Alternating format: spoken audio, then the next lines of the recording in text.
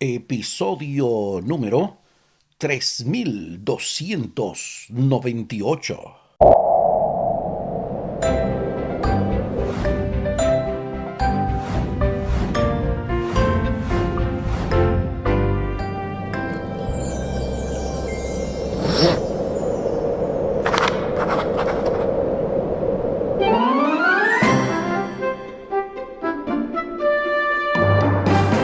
Amadas hermanas, amados hermanos, ¿qué tal? Bienvenidas, bienvenidos. Esto es Estudio Sistemático de la Biblia. Por la gracia de Dios estamos alcanzando ya este lunes 8 de diciembre. Avanzando en esta poderosa lección 11, morando en la tierra. Y oye la frase que nos ocupa hoy. Esta frase es súper nueva, la voy a incluir aquí de inmediato. La encontré en el Facebook de mi amiga Yael Dumont. Oye, qué belleza de declaración. Es de autor pendiente, obviamente. Dice, te preocupas demasiado para ser alguien a quien Dios nunca le ha fallado. O sea, te preocupas demasiado para ser alguien a quien Dios nunca le ha fallado.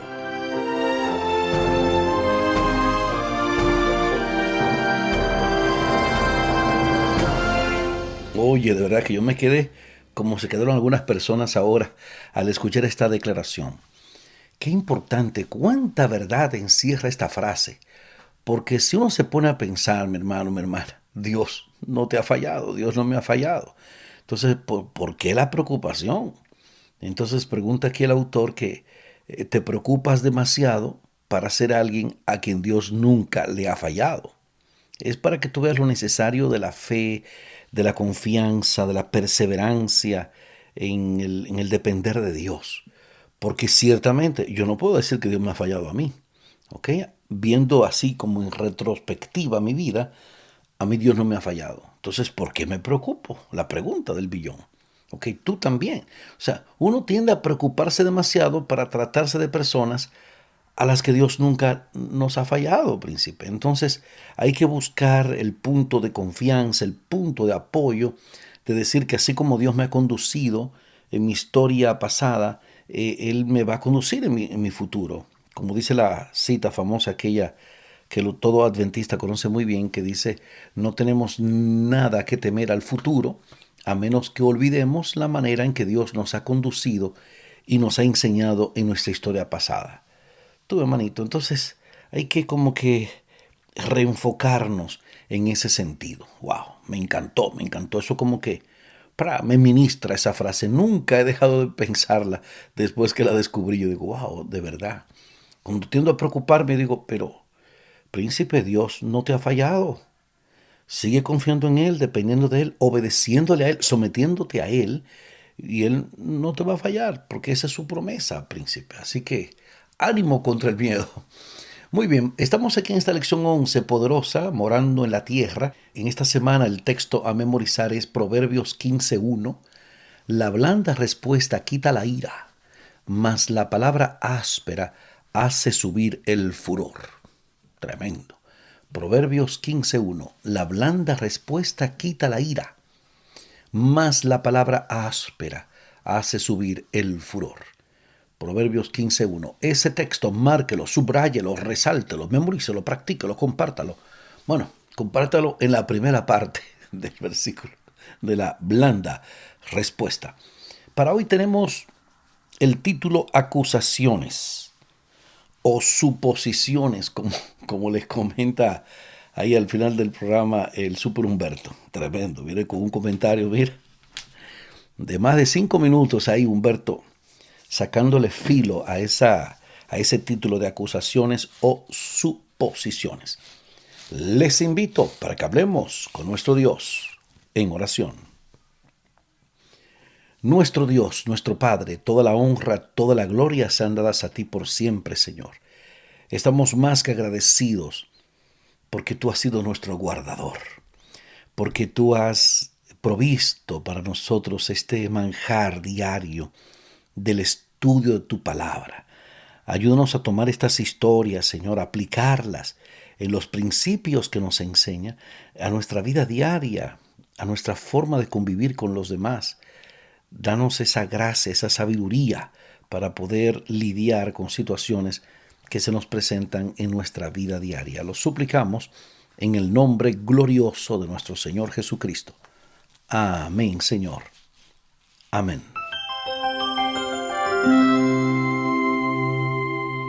Bueno, antes de entrar en materia aquí en la porción de acusaciones o suposiciones, quisiera saludar a mis hermanos de Humboldt Park. Estuve predicando en esta iglesia el pasado sábado. Esto es en Chicago, la iglesia de Humboldt Park. Aquí saludo a la familia Abarca, que siempre digo que me ha abarcado con su cariño, con su aprecio. El hermano Pedro Abarca, su esposa Natividad Abarca. Y saludos a la hermana de Pedro, la hermana María, y a su hija Yasmín. Me encantó conocer a esta linda familia, muy activas, muy dinámicas en la iglesia, especialmente esa jovencita Yasmín, brillante, brillante, muy dispuesta para el trabajo para el Señor. Esto fue allá en Chicago. Saludos para ellos y toda la gente que nos escucha allá en Estudio Sistemático de la Biblia. De eso se trata, mi gente, de esto se trata. Vamos al libro de Josué, en el capítulo 22, versículos 9 al 20. Vamos a ver la historia de las tribus que regresaron. ¿Qué acusaciones hicieron las tribus del Jordán occidental contra las del Jordán oriental? ¿Y hasta qué punto tenían fundamento esas acusaciones? Se puso serio el asunto, se puso bastante serio. Vamos a Josué capítulo 22. ¿Ok? Recuerden que se trata de esas acusaciones que hicieron las tribus del Jordán occidental, ¿ok?, contra las del Jordán oriental, de las tribus que estaban distribuidas así entre el este y el oeste del Jordán, y hasta qué punto tenían fundamento esas acusaciones. Aquí estoy en Josué, capítulo 22, versículos 9 al 20. Síganme, vengan conmigo, por favor. Josué 22, 9 al 20. Sí, 9 al 20. Dice: Así los hijos de Rubén y los hijos de Gad y la media tribu de Manasés se volvieron, separándose de los hijos de Israel, desde Silo, que está en la tierra de Canaán, para ir a la tierra de Galaad, a la tierra de sus posesiones, de la cual se habían posesionado conforme al mandato de Jehová por conducto de Moisés. Y llegaron a los límites del Jordán, que está en la tierra de Canaán.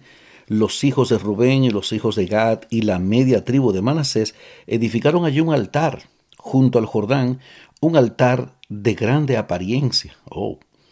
Y los hijos de Israel oyeron decir que los hijos de Rubén y los hijos de Gad y la media tribu de Manasés habían edificado un altar frente a la tierra de Canaán en los límites del Jordán, del lado de los hijos de Israel. Cuando oyeron esto los hijos de Israel, se juntó toda la congregación de los hijos de Israel en Silo para subir a pelear contra ellos. Y enviaron los hijos de Israel a los hijos de Rubén y a los hijos de Gad y a la media tribu de Manasés en tierra de Galaad, a Finés, hijo del sacerdote Eleazar, y a 10 príncipes con él, un príncipe por cada casa paterna de todas las tribus de Israel, cada uno de los cuales era jefe de la casa de sus padres entre los millares de Israel. Tremendo. Los cuales fueron a los hijos de Rubén y a los hijos de Gad y a la media tribu de Manasés en la tierra de Galaad, y les hablaron diciendo: Toda la congregación de Jehová dice así: ¿Qué transgresión es esta con que prevarican contra el Dios de Israel, para apartaros hoy de seguir a Jehová, edificándose altar para ser rebeldes contra Jehová? ¿No ha sido bastante la maldad de Peor, de la que no estamos aún limpios hasta este día, por la cual vino la mortandad en la congregación de Jehová? Para que ustedes se aparten hoy de seguir a Jehová, ustedes se rebelan hoy contra Jehová, y mañana se airará él contra toda la congregación de Israel. Si les parece que la tierra de su posesión es inmunda, pásense a la tierra de la posesión de Jehová, en la cual está el tabernáculo de Jehová, y tomen posesión entre nosotros. Pero no se rebelen contra Jehová, ni se rebelen contra nosotros, edificándose altar además del altar de Jehová nuestro Dios. ¿No cometió Acán, hijo de Zera, prevaricación en el anatema y vino ira sobre toda la congregación de Israel? Y aquel hombre no pereció solo en su iniquidad. Tremendo, wow. Qué poderoso contenido hay aquí. Josué 22, 9 al 20. Entonces, ¿cuál fue la acusación? Bueno, que ellos, ven acá, ellos edificaron un altar, eh, aparte del altar que ya existía. Bueno, lo que ustedes escucharon ahí, cómo tenía fundamento ciertamente esa confrontación que hizo Eleazar y todos los Finés, perdón, y los príncipes que fueron a reclamar ese asunto. A diferencia del versículo 1, en el que las tribus del lado oriental son denominadas de la manera habitual, Rubenitas, Gaditas, etc., aquí se utiliza una expresión diferente, los de Rubén, los de Gad y la media tribu de Manasés, y como que se repite mucho eso, que contrasta con los otros israelitas, por lo que representa una entidad diferente. En la narración, la expresión toda la congregación de Israel se refiere solo a las 9 tribus y media del Jordán occidental, de la parte oeste del Jordán, lo que subraya la ruptura que se produjo entre los dos grupos. De hecho, la cuestión que subyace en el relato es si las tribus del lado oriental del río podían ser consideradas israelitas. Tremendo. Cabría esperar una conclusión apacible de la historia. Sin embargo, la tensión surgió cuando se informó que las tribus del este erigieron un altar junto al Jordán. El texto no ofrece aquí ninguna razón para tal iniciativa ni describe la función del altar o la actividad específica relacionada con él. La ambigüedad acerca del significado de este altar se acrecienta si observamos los recuerdos del primer cruce del Jordán en los capítulos 3 y 4 de Josué, donde todo Israel entró por la ribera del Jordán para cruzar el río hacia Canaán. En esta ocasión, una parte de Israel llegó hasta el Jordán para cruzar el río en dirección opuesta. En ambos casos fue erigida una estructura de piedras. La primera servía de monumento conmemorativo, mientras que la segunda se percibía como un impresionante altar. La pregunta que inevitablemente viene a la mente es, ¿qué significan estas piedras? ¿Fue este altar construido para realizar allí sacrificios o es solo un monumento conmemorativo? ¿Estaban estas otras tribus empezando a caer en la apostasía? El hecho de no consultar con Josué, Eleazar o los líderes de las tribus dio lugar a un malentendido que pudo desembocar en un terrible conflicto. Bueno, aquí les voy a presentar a Humberto que nos trae una aclaración más detallada de lo que sucede aquí en estas acusaciones o en estas suposiciones. Muy bueno el comentario del Super Humberto, siempre aclarando estos puntos, porque realmente esto tiene importantes lecciones para nosotros hoy día. Todo esto está escrito para nuestra enseñanza. Vamos con el Super Humberto, que nos va aquí a desarrollar esta idea de esto de las acusaciones o suposiciones, como él le llama. Desde Santiago de los Caballeros, República Dominicana, una ciudad que amo profundamente y aprecio muchísimo este tiempo del Super Humberto como una cortesía de su señora esposa, Linda Isabel, que es la que da los permisos para esto. Vamos a recibir a Humberto Méndez. Adelante, nuestro asesor teológico. El tema de este lunes, acusaciones, tiene unas implicaciones que no necesariamente me harían ser breve. En vez de acusaciones, esta lección podría ser llamada suposiciones. Y es simplemente porque las suposiciones son la carcoma, el comején de las relaciones. Las suposiciones son ideas o creencias que se aceptan como si fuesen ciertas, sin tener alguna prueba sobre la misma en una forma definitiva, ya sea como premisas en su argumento o como hipótesis para hacer una explicación sobre una conjetura, sobre una situación determinada. Pueden surgir de la necesidad de tomar decisiones ante la incertidumbre, pero también pueden ser la fuente de los malos entendidos y de los conflictos, especialmente en las relaciones interpersonales, cuando se basan en falta de información o partiendo desde prejuicios. ¿Qué es lo que está pasando aquí con los hijos de Israel? Que al regresar las 2,5 tribus han establecido un altar. ¿Cuántos malentendidos, cuántas disputas y conflictos podrían evitarse en la iglesia actual, en la suya y en la mía, si practicamos el sencillo principio de no difundir rumores, sino aclarar las cosas individualmente con las personas que se deben explicar? Si usted y yo cumpliéramos lo que está establecido en el Evangelio según San Mateo en el capítulo 18, donde Cristo establece cómo deben ser las relaciones. Los chismes debilitan la unidad de la iglesia y desvían a los miembros de la misión principal que tienen.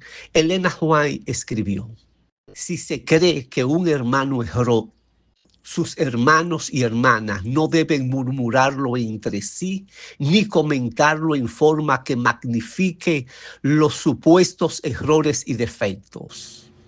Esto es muy corriente, pero el desagrado de Dios pesa sobre quienes lo hacen, y Satanás se regocija porque puede debilitar y molestar a quienes podrían ser fuentes fuertes en el Señor.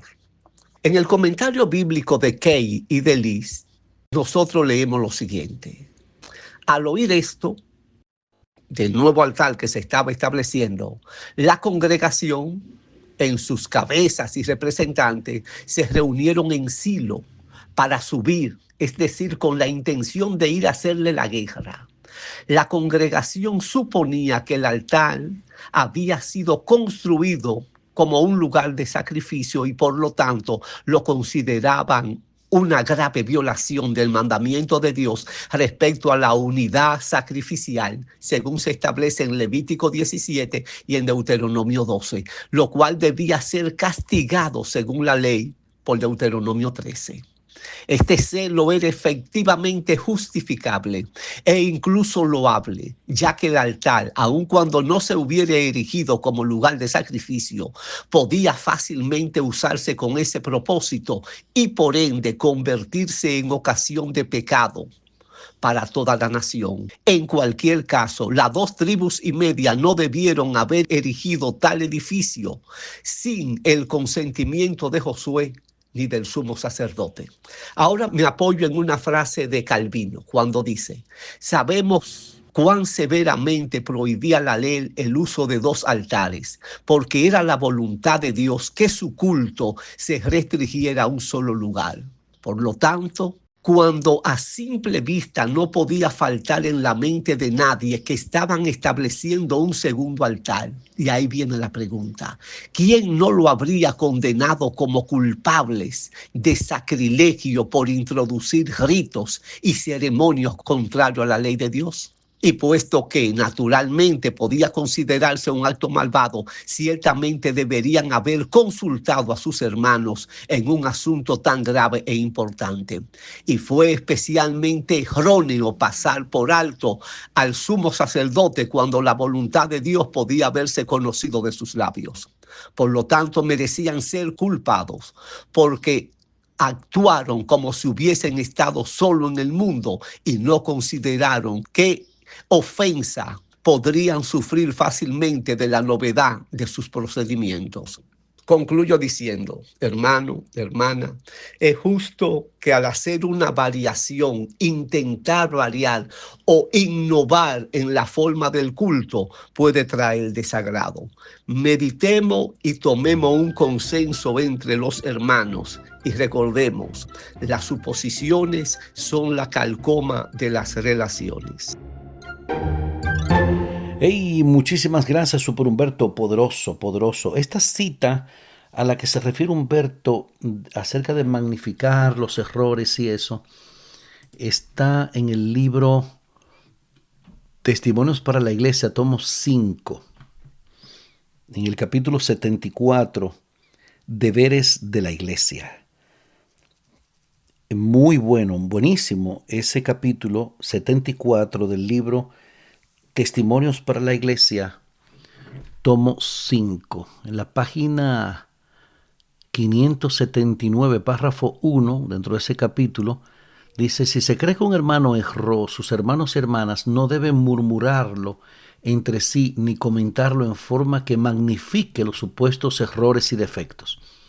Esto es muy corriente, pero el desagrado de Dios pesa sobre quienes lo hacen y Satanás se regocija porque puede debilitar y molestar a quienes podrían ser fuertes en el Señor. El mundo ve su debilidad y juzga a esta clase de personas y la verdad que profesan amar por los frutos que se manifiestan en ellas. Es muy interesante, señores, que aprendamos. Para mí, la murmuración, el chisme, el descontento, la contienda, la controversia, el yo digo, tú dices, eso es fruto de la ignorancia, del desconocimiento, de la mala educación. Es de muy mala educación el usted estar comentando, tratando como de tumbar lo que Dios ha establecido, hablando mal de alguien, de la iglesia. O sea, eso es muy mal educado. Eso es de mala educación.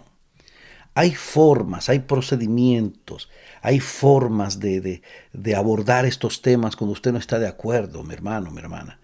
Pero no lo haga a través del chisme, del comentario negativo, y hablando mal de la gente, y que los pastores esto, y que el hermano aquello.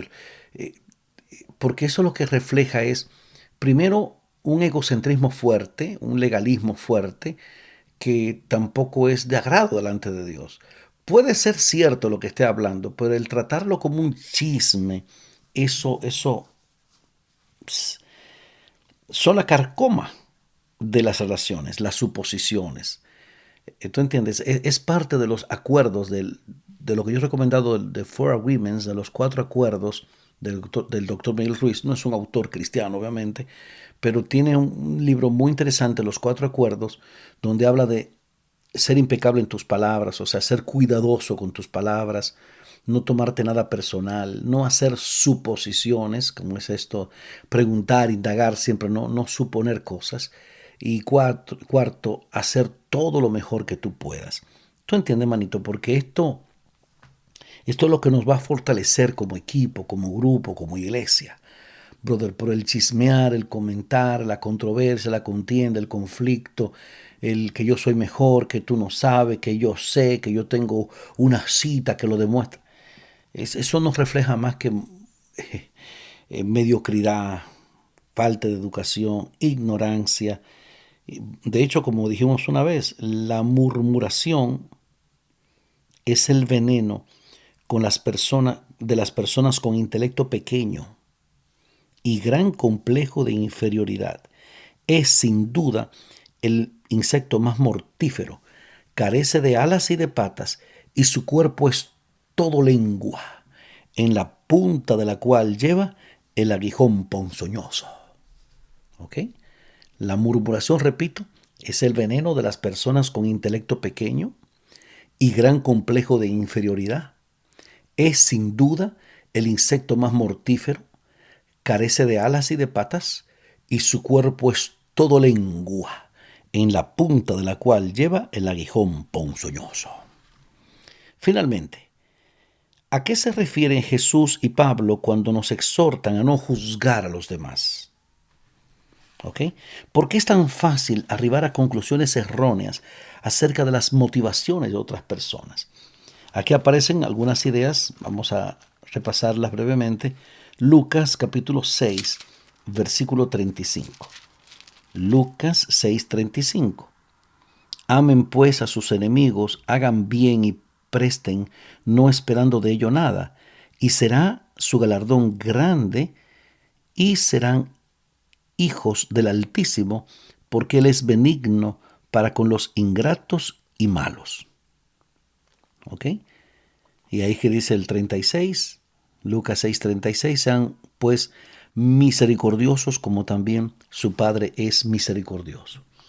En la versión de Mateo dice, sean ustedes perfectos como vuestro Padre que está en los cielos es perfecto. Pero es la perfección en la misericordia, perfectamente misericordiosos. ¿Tú entiendes? O sea, Dios envía su sol sobre buenos y malos, su lluvia sobre justos e injustos. ¿Tú entiendes, manito? Entonces, usted está como queriendo hacer más de lo que Dios hace, es lo que nos lleva a no mandarle lluvia al que yo creo que está equivocado. Ni el sol ni la lluvia. Le corto esos servicios. Hermano querido, pero venga acá. ¿Ok? Por ejemplo, Juan 7:24, que dice, ahí luego de Lucas, Juan capítulo 7, versículo 24, cuando dice, no juzguen según las apariencias, sino juzguen con justo juicio. Porque uno tiende, yo, tú, él, nosotros, vosotros y ellos, a juzgar de acuerdo a las apariencias. Y un texto que me encanta, que es 1 Corintios 4:5, me gusta. Este texto nos puede enseñar mucho esto, a ser educados en este sentido. 1 Corintios 4:5 dice, así que no juzguen nada antes de tiempo, hasta que venga el Señor. Oye eso, está claro ahí, ¿verdad? Dice, no juzguen nada antes de tiempo, hasta que venga el Señor, el cual aclarará también lo oculto de las tinieblas y manifestará las intenciones de los corazones. Y entonces cada uno recibirá su alabanza de Dios. ¿Hey? Ahí está súper claro. Pero el detalle es que, tú entiendes, hay como un morbo en todo esto. Tú no ves estos canales de YouTube y eso que tienen 8,000 seguidores y 30,000 views. Eso es cuando hablan de alguien, cuando el pastor adventista que ya no es adventista, o 5 razones por las cuales ya yo no soy adventista, o lo que nadie sabe acerca. Entonces, el morbo, la gente. Mientras que estos programas así de comentarios, de cosas sanas, que nada tienen que ver con chismes, ni calumnias, ni acusaciones, ni contraacusaciones, reciben 200, 300 views o algo así. O sea, explícame. Pero que Dios me libre. No quisiera yo crecer diciendo 5 razones por las cuales ya yo no soy adventista, hermano querido. Pero venga, acá usted va a seguir. No, no, no, no, no, no. Yo vuelvo y digo, es un asunto de educarse, ¿ok? De conocer, de tener sensibilidad espiritual, de saber que Dios, que es Dios, el Padre, el Creador, el Superior, que soy yo, el soberano, ¿ok? Manda su sol y su lluvia sobre buenos y malos, sobre justos e injustos. Pero no, nosotros nos creemos más que Dios, entonces queremos arrancarle la cabeza al otro. Hermano querido, ese espíritu no es el espíritu de Dios. Eso es el espíritu perfectamente del diablo. Y por más forrado de santidad usted dice estar, si esparce un chisme o una controversia, una murmuración, un asunto, usted es más hijo del diablo que de Dios. ¿Qué les parece? Espero que les parezca bien, porque aquí el tiempo se acabó. Uepa. ¿Qué hemos aprendido hoy? Oh, eso mismo. Esto de las acusaciones o las suposiciones. Mañana vamos a continuar con este tema de perseguidos por el pasado y la situación de los rumores y que pasó esto y que creemos que fue aquello y que tienen este plan escondido que nadie sabe. Hermano querido, de eso vamos a continuar hablando en esta poderosa lección, morando en la tierra y lo que eso conlleva, el asunto del trato unos con otros ahí. Vamos a orar, vamos a orar. Nuestro Dios, nuestro Padre, adoramos, glorificamos tu nombre, oh Señor. Muchas gracias, mil gracias, Señor, por la luz de tu palabra. Porque tantos temas que nos edifican, nos enseñan, nos ayudan a ir creciendo en el conocimiento de tu gracia, Señor, a ir educándonos, fortaleciéndonos, instruyéndonos en cómo se manejan las cosas y cómo tenemos que seguir este ejemplo de las Sagradas Escrituras, de no juzgar nada antes de tiempo, hasta que tú regreses en gloria. Que eso sea la meta a aprender hoy, que nosotros entendamos que tú envías tu sol y tu lluvia sobre buenos y malos, sobre justos e injustos, y que tenemos que ser misericordiosos como tú eres misericordioso. Lo suplicamos en el nombre glorioso de nuestro Señor Jesucristo. Amén, Señor. Amén.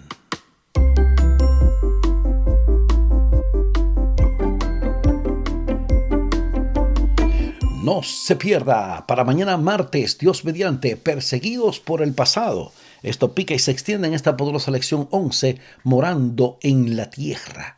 Ya llegando casi al final de este trimestre acerca del libro de Josué. Lecciones de Josué acerca de la fe. Para mañana, perseguidos por el pasado. Omar Medina les agradece la fina gentileza de la atención dispensada. Recuerden unirse a nuestro grupo de WhatsApp donde compartimos esto y otros contenidos cada día en este grupo de WhatsApp. Para solicitar ser agregados a este grupo pueden hacerlo a mi contacto WhatsApp +1 484-838-8989 +1 484-838-8989. Nada me ha de faltar. Dios es mi guía. No sé nada de mi destino, pero ¿qué ha de temer en su camino? Aquel que en Dios confía, hey, hay paz. Dale, dile que sí. Hay paz.